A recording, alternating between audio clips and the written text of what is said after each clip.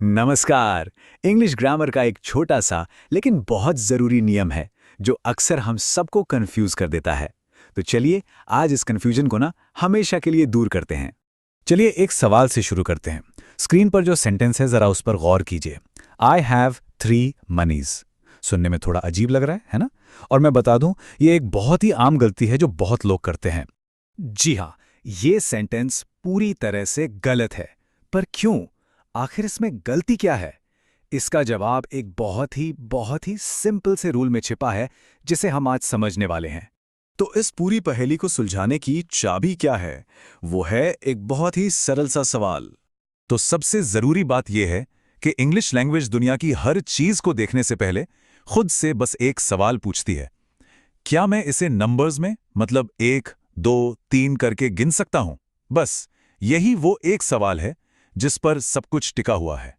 और ये एक सवाल हर चीज को 2 अलग-अलग ग्रुप्स में बांट देता है, गणनीय और अगणनीय। देखिए, जो पहला ग्रुप है वो है गणनीय, या जिसे इंग्लिश में कहते हैं काउंटेबल। ये वो चीजें हैं जिन्हें आप आराम से अपनी उंगलियों पर गिन सकते हैं, जैसे एक किताब, 2 किताबें, है ना? इसीलिए हम इनके आखिर में एस लगाते हैं। और दूसरा ग्रुप है अगणनीय, यानी अनकाउंटेबल। अब इसमें आती हैं लिक्विड चीजें जैसे पानी, पाउडर या फिर बड़े आइडियाज जैसे पैसा। क्योंकि आप इन्हें गिन नहीं सकते तो इनके साथ कभी भी एस नहीं लगता, और यही वजह है कि मनीज कहना गलत था। अच्छा, तो अब हम ये तो समझ गए कि 2 ग्रुप्स हैं, पर अब सवाल ये है कि अगर हमें इनकी मात्रा के बारे में पूछना हो तो सही सवाल कैसे पूछा जाए? हाँ, तो सवाल यही उठता है कि अगर किसी चीज की मात्रा जाननी हो तो उसके लिए सही सवाल क्या होगा? और यहां पर रूल बहुत ही सीधा साधा है। जिन चीजों को गिना जा सकता है यानी काउंटेबल, उनके लिए हमेशा हाउ मेनी का इस्तेमाल करें। जैसे how many apples do you want. और जिन चीजों को नहीं गिना जा सकता यानी अनकाउंटेबल, उनके लिए हमेशा हाउ मच का इस्तेमाल करें। जैसे how much water do you want. कितना सिंपल है। पर तब क्या करें जब हमें कोई पक्का नंबर ना बताना हो?